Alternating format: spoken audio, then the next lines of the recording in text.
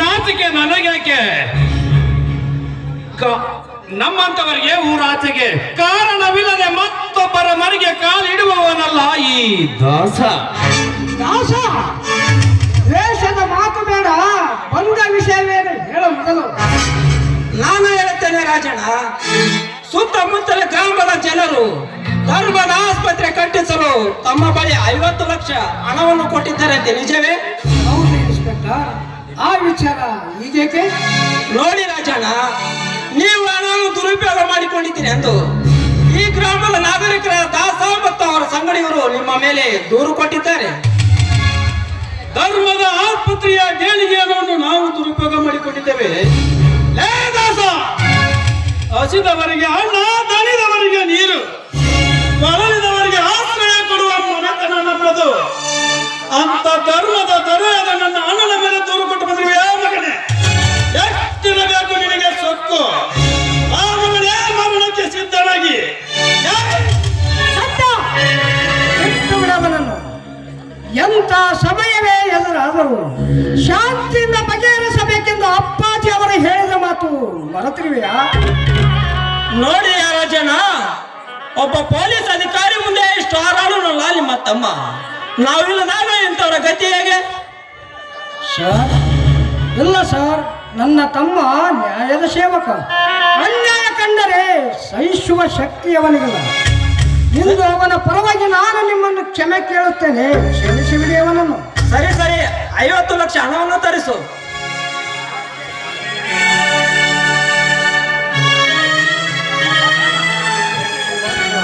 ಅಣ್ಣ, ಹೇಗೆ ಪೊಲೀಸರು ಬಂದಿದ್ದಾರೆ? ಅದೇ ವಿಜಯ, ಧರ್ಮದ ಆಸ್ಪತ್ರೆಯ ದೇಣಿಗೆ ಹಣವನ್ನು ನಾವು ದುರುಪಯೋಗ ಮಾಡಿದ್ದೇವೆಂದು ಈ ದಾಸ ನಮ್ಮ ಮೇಲೆ ದೂರು ಕೊಟ್ಟಿದ್ದಾನಂತೆ.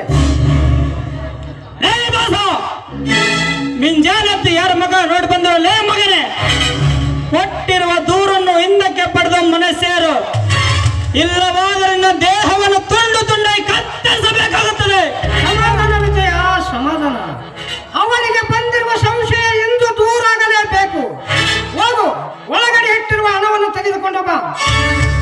ಗೀತಾ, ಹೋಗು, ಹಣದ ಸುಟ್ಕೆ ತೆಗೆದುಕೊಂಡು ಬಾ.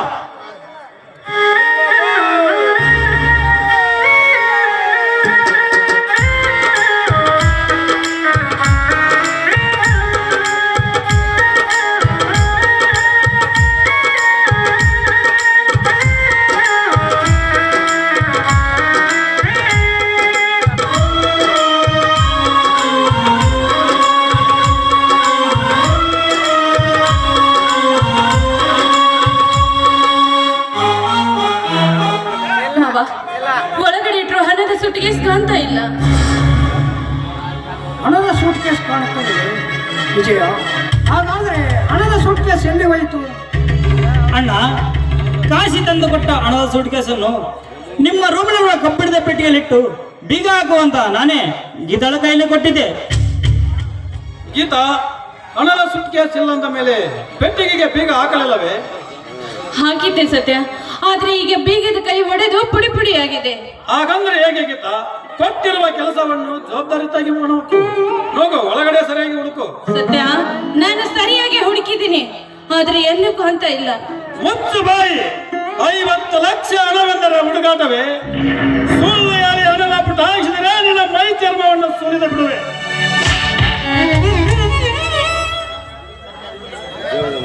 ಸತ್ಯ, ತಿಡುಕಬೇಡ. ಅಂದಾಗೆ ಈ ಗೀತಾ, ಈ ಮಿಡಿ ಸಸಿ ಅವನಿಗೆ ಹಣ ಪ್ರಸ್ತುತಪ್ಪ. ಹಾಗಾದ್ರೆ ಹಣ ಎಲ್ಲಿಗೆ ಹೋಗುತ್ತದೆ ಅತ್ತಿಗೆ? ಇಲ್ಲಿಯವರೆಗೂ ಈ ಮನೆಯಲ್ಲಿ ಒಂದು ಸಣ್ಣ ವಸ್ತುವು ಕಳವಾಗಿಲ್ಲ. ಸತ್ಯ, ನೀ ಹೇಳ್ತಿರುವ ಮಾತು ಹಣವನ್ನು ನಾವೇ ಕಳುವು ಮಾಡುತ್ತೇವೆಂದು ಅರ್ಥವಾಗುತ್ತದೆ. ಧರ್ಮದ ಹಣವನ್ನು ತಿನ್ನುವ ತಿರುಗುರು ನಾವಲ್ಲ, ಸ್ವಲ್ಪ ಎಚ್ಚರದಿಂದ ಮಾತನಾಡು. ವಿಜಯ, ಸತ್ಯನಿಗೆ ತಾಳ್ಮೆ ಕಡಿಮೆ. ಏನೋ ತಿಳಿಯದೆ ಮಾತನಾಡಿಬಿಟ್ಟ. ನೀನು ಸ್ವಲ್ಪ ಸಮಾಧಾನದಿಂದಿರು.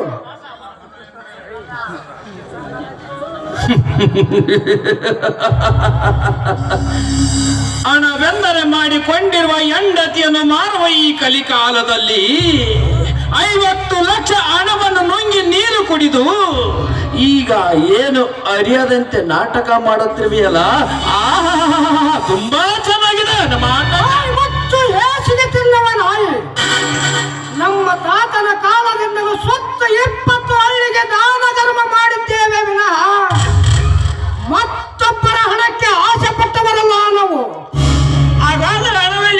ರಾಜಣ್ಣ. ಸರ್ ಸ್ವಲ್ಪ ಕಾಲಾವಕಾಶ ಕೊಡಿ. ಎಲ್ಲಿಗೆ ಹೋಗಿದೆ ಎಂದು ಪತ್ತೆ ಮಾಡಿ ತಮಗೆ ತಿಳಿಸುತ್ತೇನೆ. ರಾಜಣ್ಣ, ನೀವು ಪತ್ತೆ ಮಾಡುವವರೆಗೂ ನಾವು ಕೈ ಕಟ್ಟು ಕೂತಾರೆ. ಊರಿನ ಜನ ನಮ್ಗೆ ಕ್ಯಾಕರ್ಷಿ ಹೂತಾರೆ. ಏನಿದ್ದರೂ ಕೋರ್ಟಿನಲ್ಲಿ ಹೇಳುವಂತೆ ನಡೆಯುವ ಸ್ಟೇಷನ್ಗೆ. ಸರ್ ಬೇಡ ಸರ್ ಬೇಡಿ, ನಿಮ್ಮನೆ ಕೈ ಮುದುಕಿ ಎತ್ತಿರುವೆ ಅಂದಾಗಿ ನನ್ನ ಗಂಡನ ಕದ್ದುಕೊಂಡು ಹೋಗಬೇಡಿ. ಯಾಕಂದ್ರೆ ಈ ಊರಲ್ಲಿ ಗಣತಿ ಗೌರವ ಕೊಟ್ಟು ನಮಸ್ಕಾರ ಮಾಡುತ್ತಾರೆ. ಅದು ಅಲ್ಲದೆ ಈ ರೀತಿ ಹೇಳಿಕೊಂಡು ಹೋದ್ರೆ ಖಂಡಿತವಾಗಿ ಅವರು ಜೀವಂತಾಗಿ ಬದುಕುವುದಿಲ್ಲ. ಬದುಕು ಬದುಕು ಗಾಯತ್ರಿ ದೇವಿಯವರೇ, ತಾಳಿ ಕಟ್ಟಿಸಿಕೊಂಡು ಇನ್ನೂ 1 ತಾಸಾಗಿಲ್ಲ. ಅಂತವರ ಪತಿಯ ಮೇಲಿನ ಮಮಕಾರ ಉಕ್ಕಿ ಬರುತ್ತಿದೆಯಲ್ಲ, ಏಕೆ ಮಕ್ಕಳಿಗೆ ಮಲಗಲು ಗಂಡ ಇರುವುದಿಲ್ಲ ಎನ್ನುವ ಚಿಂತೆಯೇ? ಯೋಚಿಸಬೇಡ, ನಾನಿಲ್ಲವೇ ನಿನ್ನ ಮಕ್ಕಳಿಗೆ ಮಲಗಲು. ಪವಿತ್ರತೆ ತುಂಬಿದ ನನ್ನ ಅತ್ತಿಗೆಯ ಮಕ್ಕಳಿಗೆ ಮಲಗಲು ಬಯಸುವ ಯಾವ ಮಗನೇ, ನಿನ್ನ ಪುರಸತ್ವದ ನನ್ನ ನಾಡಿಗಳನ್ನು ತುಂಡರಿಸಿ ನಿನ್ನಿಂದ ಮಾನಭಂಗಕ್ಕೆ ಒಳಗದ ಅಮಲಿಯನ್ನ ಕೊರಳಿಗೆ ಮಾಲೆ ಮಾಡಿ ಹಾಕಿ ನಿನ್ನ ಮೈ ಚರ್ಮವನ್ನು ಸುಲಿದು ನನ್ನ ಅತ್ತಿಗೆಯ ಪಾದರಕ್ಷೆಯನ್ನಾಗಿ ಬಳಸದಿದ್ದರೆ ನಾನೇಗೆ ಹುಟ್ಟಬೇಕು ಈ ಭೂಮಿಯ ಮೇಲೆ?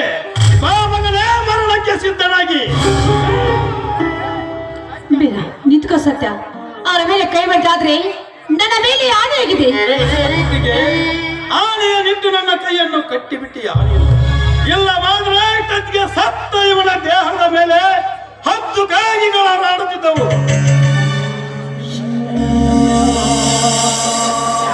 ಸತ್ಯ ಸುಮ್ಮನಿರು. ಸತ್ಯ ಆವೇಶ ಬೇಡ. ಸರ್, ಬೇಕಾಗಿ ನಮ್ಮ ಮನೆಯಲ್ಲಿರುವ ಹಣವನ್ನು ಕಳವು ಮಾಡಿ ಕುತಂತ್ರದಿಂದ ನಮ್ಮನ್ನು ಜೈಲಿಗೆ ಕಳಿಸಬೇಕೆಂದು ಈ ಸಂಚು ನಡೆದಿದೆ. ಆದರೆ ಆ ರಾಜೇಶ್ವರಿಯ ಕೃಪೆ ನಮ್ಮ ಮೇಲೆ ಇರುವವರೆಗೂ ನಮ್ಮನ್ನು ಯಾರು ಏನು ಮಾಡಲಾರರು. ನನ್ನ ಎಲ್ಲ ಆಸ್ತಿಯನ್ನು ಹರಾಜು ಮಾಡಿ ಹಣ ಕಟ್ಟುತ್ತೇನೆ. ರಾಜಣ್ಣ, ಇಷ್ಟು ದೊಡ್ಡ ಆಸ್ತಿ ಖರೀದಿ ಮಾಡಲು ಯಾರಿಗಿದೆ ಊರಿನಲ್ಲಿ ಧೈರ್ಯ? ನನಗಿದೆ ಇನ್ಸ್ಪೆಕ್ಟರ್, ನನಗಿದೆ.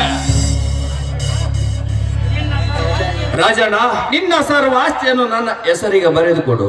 50 ಲಕ್ಷ ಹಣವನ್ನು ನಾನು ಕೊಡುತ್ತೇನೆ. ಸರಿ, ಕಾಗದ ಪತ್ರ ಕೊಡು.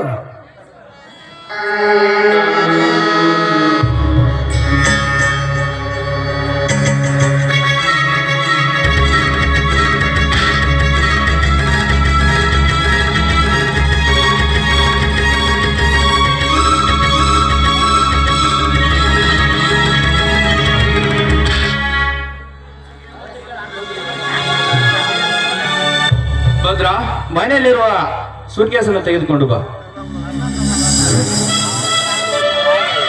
ಸರ್, ಸುಡಿಗೆಸ್ ತೆಗೆದುಕೊಂಡು ಬಂದಿದ್ದೀನಿ. ಇದರಲ್ಲಿ ಹಣ ಇದೆ, ಒಂದೇಟು ಚೆಕ್ ಮಾಡಿಕೊಳ್ಳಿ ಬಿಡಿ.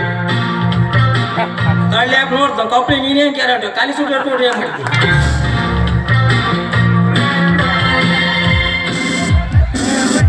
ರಾಜಣ್ಣ, ಹಣ ಸರಿಗಿದೆ.